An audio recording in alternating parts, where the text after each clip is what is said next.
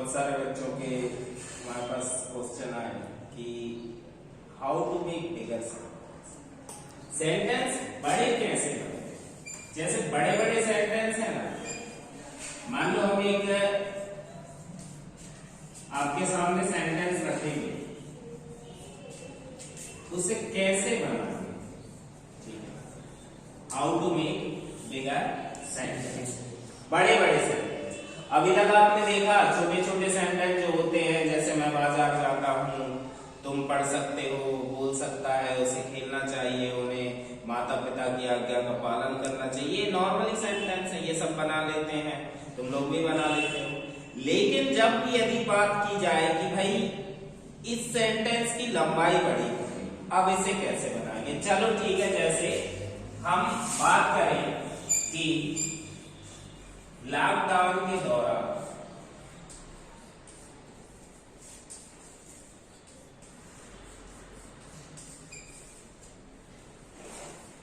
तुम्हें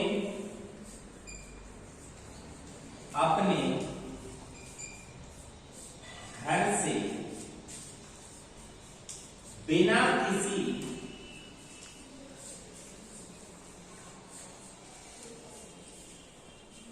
महत्वपूर्ण कार्य के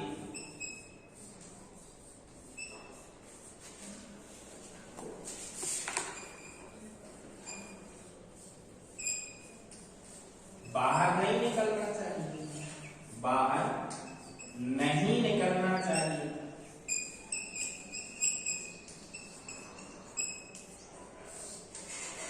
ठीक, सेंटेंस कैसा है?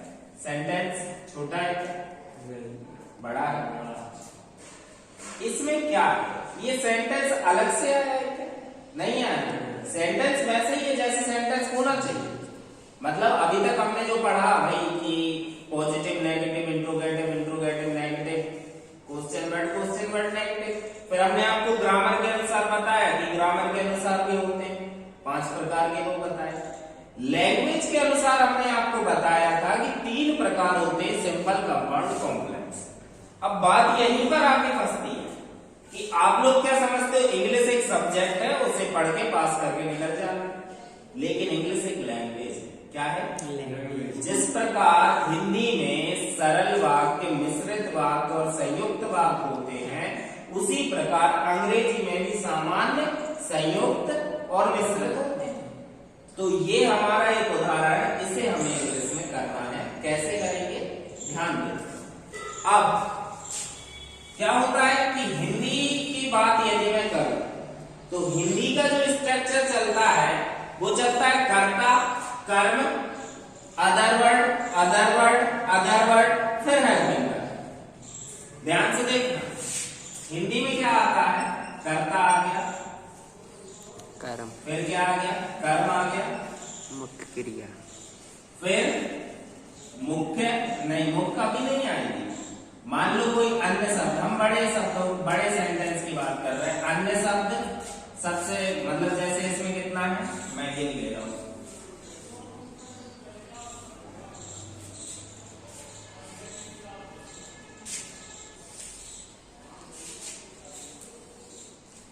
एक, दो, तीन, इसमें 3 है, तो क्या हुआ, सबसे पहले अन्य शब्द 3 आया, फिर कोई संबंध सूचक लगा, ठीक है, जिसे हम इंग्लिश में प्रपोजिशन कहते हैं, फिर अन्य शब्द नंबर 2 आया, ठीक है, अन्य शब्द कौन सा, सेकंड नंबर का, फिर संबंध सूचक लगा, ठीक है, कोई सी भी प्रपोजिशन लगी, उसके बाद फिर अन्य शब्द जो नंबर फर्स्ट का वो आया, फिर क्या आ गया, फिर आ गया प्रपोजिशन, संबंध सूचक लास्ट में रहती है।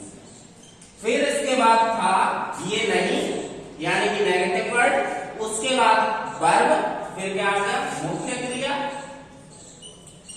और फिर आता है इसमें सहायक। सहायक क्रिया सबसे लास्ट में होती है। हिंदी का स्ट्रक्चर, लेकिन यदि इसे इंग्लिश में किया जाए, ठीक है, तो इंग्लिश का देखो आप, सब्जेक्ट, ठीक है, फिर क्या आ गया, हेल्पिंग वर्ब, फिर इसमें नॉट है तो नॉट लगा दिया, फिर मुख्य क्रिया, मेन वर्ब। अब ये आप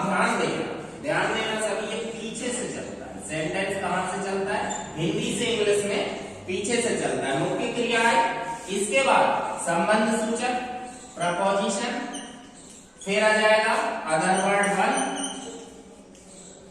फिर प्रपोजिशन, अदर वर्ड 2, फिर प्रपोजिशन और अदर वर्ड 3। ठीक, अब यहां तक पहुंच गए। इसके बाद क्या रहता है, ऑब्जेक्ट।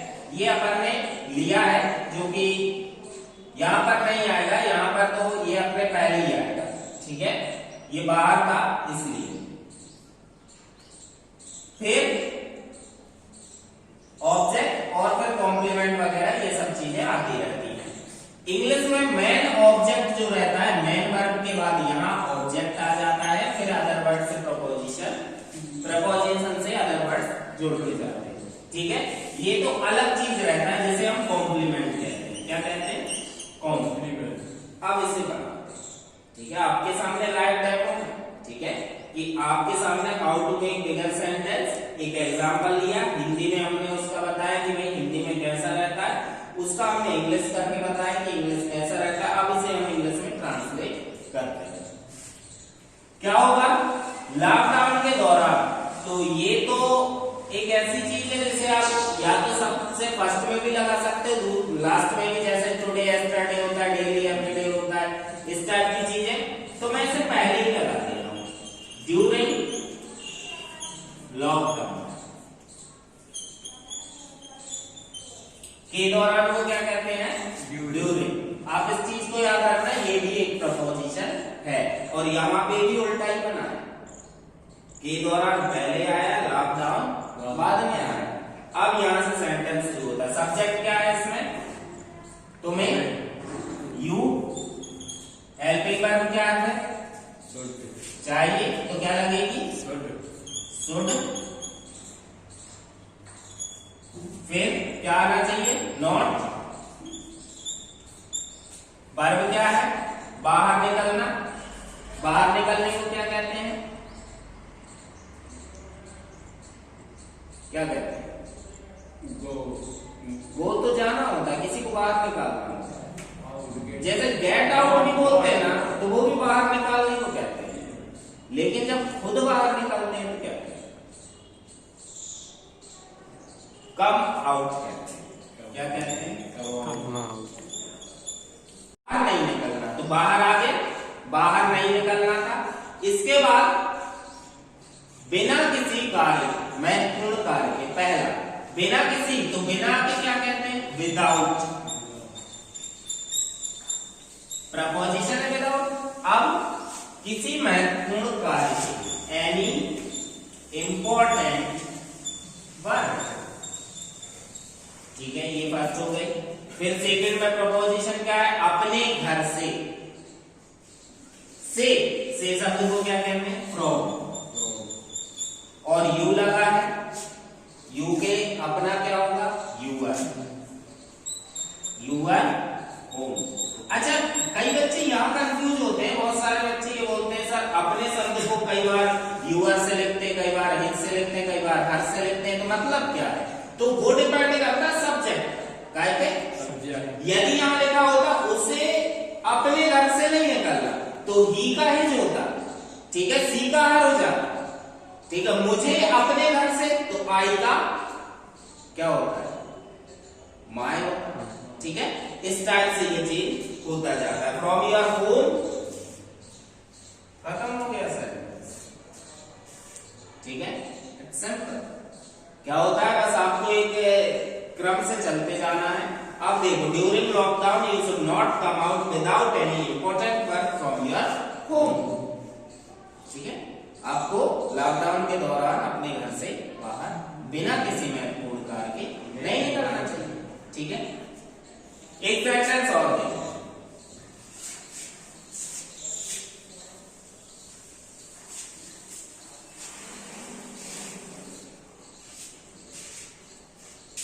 ठीक है, सोहन को क्रिकेट खेलने के लिए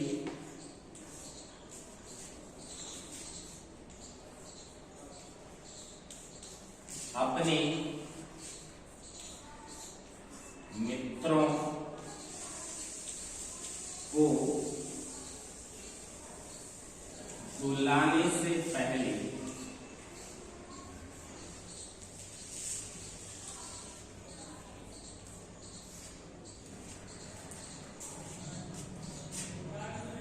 ग्राउंड का निरीक्षण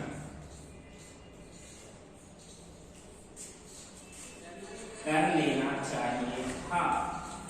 कर लेना चाहिए था।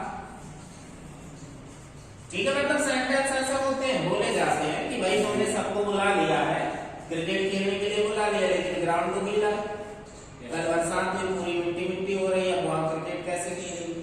तो उससे सब बोल रहे हैं कि भाई सोहन को क्रिकेट खेलने से पहले अपने मित्रों को बुला क्रिकेट खेलने के लिए, सॉरी इसमें के लिए छूट गया है, सोहन को क्रिकेट खेलने के लिए अपने मित्रों को बुलाने से पहले ग्राउंड का निरीक्षण कर लेना चाहिए। मैदान का जो निरीक्षण होता है वो कर लेना चाहिए।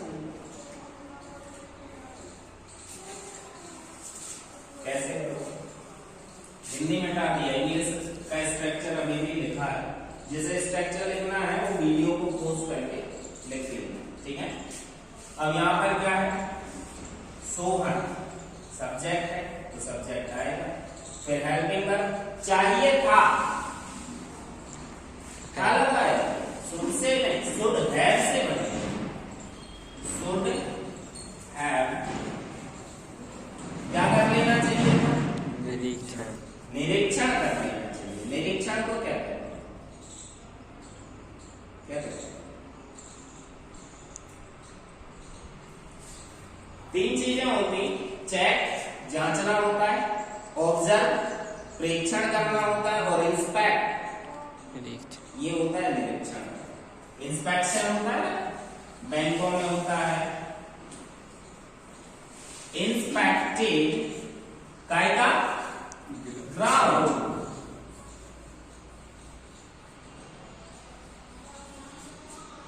अब यहां से शुरू हो गया प्रपोजिशन और अदर वर्ड का खेल।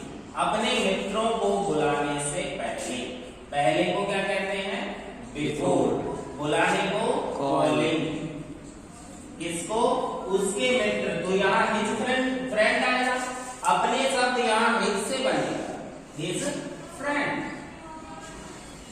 काय के लिए बुला रहा है वो, फॉर प्लेइंग क्रिकेट। क्रिकेट। अब ऐसे ऐसे सेंटेंसेस आप बनाओगे, बड़े बड़े सेंटेंस बनते जाएंगे, तो आप इंग्लिश अच्छे से सीखते जाओगे, ठीक है। तो सभी से मेरा यही है कि सेंटेंस छोटे छोटे मत बनाओ, नहीं तो बाद में आप आगे जाकर कहोगे कि वहां कोचिंग की, वहां कोचिंग की, हमने इतने साल कोचिंग की, हम नहीं सीख पाए। क्यों नहीं सीख पाए, उसका रीजन यही होता है कि आप छोटे छोटे सेंटेंस में उलझे रहते हो। आप बस क्या करते हो, राम बाजार जाता है, सोहन क्रिकेट खेलता है, ये वो करता है, वो करता है, बस एक लाइन का सेंटेंस। जब आपने लिखित में इतना ट्राई नहीं किया, स्पोकन जो इंग्लिश होती है वो एक स्पोकन लैंग्वेज होती है, आप इसे बोलना ही सीखने जा रहे हो ना, लिखना तो सीखने नहीं जा रहे कि आपको क्या करना, कन्वर्सेशन करना। आपको आपने लिख के दे दिया ये क्वेश्चन, उसने वहां से आंसर लिख के दे दिया, ये आंसर हो गया। ऐसे इंग्लिश बोली जाती है क्या, इंग्लिश बोलने के लिए क्या बोलना पड़ता है। और जब आप लिखने में इतने सेंटेंस नहीं बना रहे, इतने बड़े बड़े सेंटेंस आप कन्वर्ट नहीं कर रहे, तो फिर बोलने में कैसे, how can you speak English better than before you have spoken? Just remember that it is a language, it is not any subject. It just dependent on how you speak, how you can try, how your confidence level make yourself to speak English.